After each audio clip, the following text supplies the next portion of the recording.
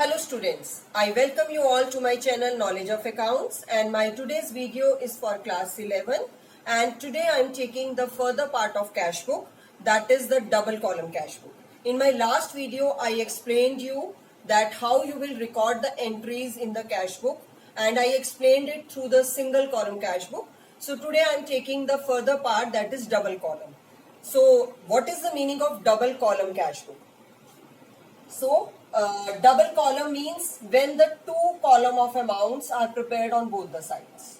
Okay, so that is the difference. Otherwise whole cash book is same, format is same. It will be prepared in the ledger form only as we have prepared the single column cash book.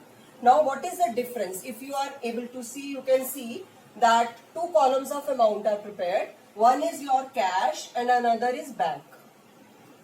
Okay, so first we will see the format only. So first is date, then receipts, then ledger folio, then cash column, then bank column. Okay, that means we will record all the entries of cash as well as bank in this book only.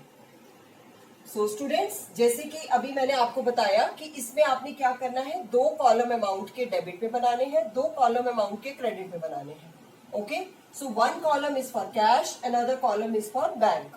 Same अगर आप credit side में आते हैं तो date, payments, ledger folio, then again cash and bank. Okay, so one column is for recording cash transaction, one column is for recording bank transaction.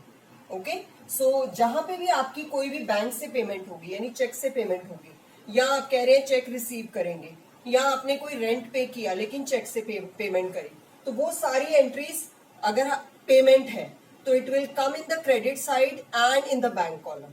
Okay, अगर वो check से payment हो रही है. अगर वो कैश में पेमेंट हो रही है तो it will come on the credit side only but in the cash column. So that means column will be different, entry will be recorded. If it is payment it will be recorded on credit side only. Clear हो गया? सो जितनी भी payments है आप credit side में record करेंगे. अगर उसमें जो पेमेंट है वो कैश से करी गई है तो कैश कॉलम में डाल देंगे वो अमाउंट, और अगर वो बैंक से या चेक से करी गई है तो आप वो बैंक में डाल देंगे. क्लियर हो गया? इसी तरह से हम रिसिप्ट साइड पे आते हैं. तो रिसिप्ट साइड में जितनी भी पेमेंट हमने रिसीव करी, यानी जितना भी अमाउंट हमने रिसीव करा in the form of cash, तो वो हम कैश कॉलम में डालेंगे, और जितना भी हमने रिसीव किया इन द बैंक वो हम बैंक में डाल देंगे. क्लियर है?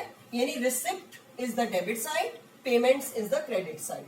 ये तो याद रखना है, ये हमेशा सेम रहेगा. सिर्फ आपके कॉलम्स का आपको ध्यान रखना है कि आप पेमेंट जो है वो कैश में रिसीव कर रहे हैं या चेक से रिसीव कर रहे हैं, और सेम वे आप कैश से पे कर रहे हैं या चेक से पे कर रहे हैं. तो अगर वो चेक से है तो वो बैंक कॉलम में जाएगा, अगर वो कैश है तो कैश कॉलम में आएगा, वेदर रिसिप्ट और पेमेंट. ठीक है ना? सो इसको अब हम देख लेते हैं. मैंने यहाँ ट्रांजेक्शन भी लिखी है बिकॉज मैंने बहुत छोटी छोटी करके बहुत सारी ट्रांजेक्शन कवर करने की कोशिश की है. सो होप ये आपको अच्छे से समझ आ जाएगा. पहला है हमारा again started business with ₹2 lakh. Okay, आपका बिजनेस स्टार्ट हुआ तो उसको आप हमेशा कैसे रिकॉर्ड करते हैं? टू कैपिटल, और वो कैश में ही आया सो हमने उसको कैश में ही डाल दिया. ठीक है, यहाँ पे आप देखिए ये एंट्री मैंने कैश में डाल दी. क्लियर हो गया ये? इसके बाद हमारी नेक्स्ट है ओपन द बैंक अकाउंट ₹1,50,000. अब हमने बैंक अकाउंट ओपन किया तो आपको सबको याद होगा बैंक अकाउंट की एंट्री क्या होती थी. मैंने अभी पिछले वाले सिंगल कैश बुक में भी मैंने यही बताया था. सो उसमें आपका जो आपने बैंक में डिपॉजिट किया कि आपका कैश जो था वो कम हो गया और बैंक बैलेंस बढ़ गया. अब इसमें हम लोग क्या करेंगे, आपकी दोनों एंट्रीज यानी कैश और बैंक, क्योंकि आप ये दोनों की बुक बना रहे हैं, you are making cash book also, you are making bank book also. Okay, so इसमें आपके दोनों हेड्स आएंगे, यानी this entry will be recorded on both the side. Okay, इसको हम क्या बोलते हैं? इसको हम कॉन्ट्रा एंट्री बोलते हैं. यानी जब हम कैश बैंक में जमा कराएंगे या हम बैंक से कैश निकालेंगे, दोनों कंडीशंस में कॉन्ट्रा एंट्री आएगी. क्लियर है?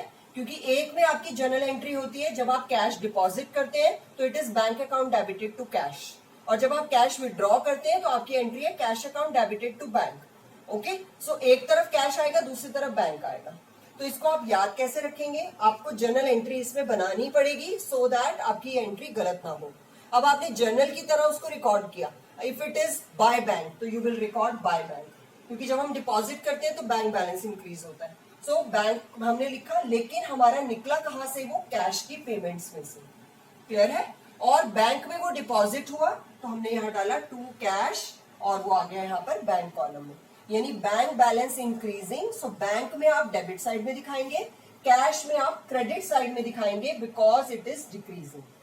क्लियर है? कैश के लिए ये पेमेंट है और बैंक के लिए ये रिसिप्ट है। ठीक है, क्लियर हो गया ये? सो इसमें आप पहले क्या कर लो, जर्नल एंट्री बना लो। Like entry is your bank account debited to cash, this is there, ये आपकी जर्नल एंट्री है। तो बैंक आपका बाय है तो आपने इसको यहां डाल दिया, कैश आपका टू है तो आपने यहां डाल दिया। ठीक है, अब इसके लिए और इसको क्लियर करने के लिए आप क्या करेंगे, जब आप बैंक लिखेंगे तो कैश कॉलम में लिखेंगे, जब आप कैश लिखेंगे तो बैंक कॉलम में लिखेंगे। इसको आप ऐसे याद रख सकते हैं ताकि आपकी एरर ना हो। क्लियर है ना? और विड्रॉल की एंट्री क्या होती है, विड्रॉल की एंट्री है आपकी cash to bank, this is the entry. ठीक है, तो इसमें क्या करेंगे, बाय कैश इधर डाल देंगे, टू बैंक इधर डाल देंगे, टू वाली एंट्री इधर आती है, बाय वाली उधर जाती है। ओके, एंड कॉलम अमाउंट कैसे डालेंगे, जहां आपने कैश लिखा है वहां बैंक में डालेंगे, जहां बैंक लिखा है वहां कैश में डालेंगे। क्लियर? सो इससे आपकी कॉन्ट्रा एंट्री वाली एरर नहीं होगा। सो नेक्स्ट पे आ जाते हैं। नेक्स्ट है हमारा purchase furniture and paid by cheque. अब ये हमने चेक से पेमेंट करी तो हम लिखेंगे बाय फर्नीचर एंड पेमेंट कहां से दिखा देंगे, बैंक से, क्योंकि चेक से पे किया हमने। तो 20,000 हमने बैंक कॉलम में दिखा दिया, कैश में नहीं दिखाया।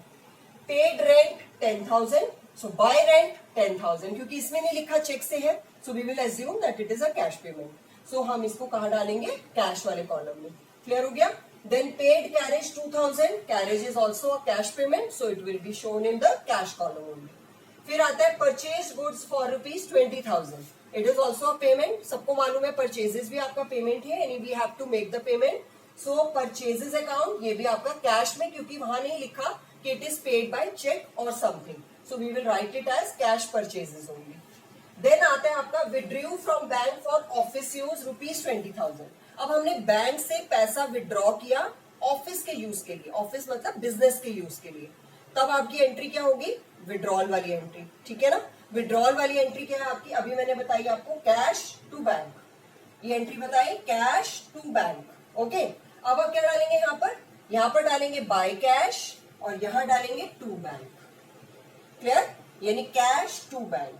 अब जब बैंक डाला तो अमाउंट कहाँ आएगा, कैश में आ जाएगा, और जब हमने कैश डाला तो अमाउंट कहाँ आएगा, बैंक में आएगा। यानी कैश के सामने बैंक में, बैंक के सामने कैश में। क्लियर है? पहले जर्नल एंट्री कर लो, जर्नल एंट्री को दोनों तरफ पोस्ट कर दो, और अमाउंट कैसे डालेंगे, जहां आपने कैश लिखा है वहां बैंक में डालेंगे, जहां बैंक लिखा है वहां कैश में डालेंगे। क्लियर हो गया?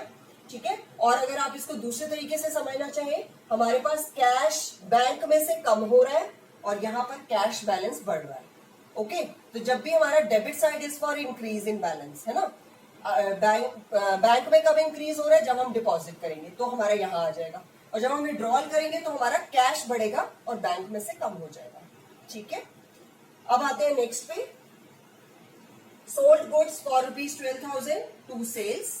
ओके, और it is written cash sale because nothing is mentioned that cheque is received और समथिंग, तो हम इसको कैश सेल ही मान के कैश में रिकॉर्ड करेंगे। फिर आता है आपका सोल्ड गुड्स टू मोहन। अब ये वाली एंट्री देखेंगे, sold goods to Mohan, that means credit sale. अब क्रेडिट सेल तो हम कैश बुक में रिकॉर्ड ही नहीं करते हैं until and unless money is received, यानी कैश नहीं आया तो हम उसको रिकॉर्ड नहीं करेंगे।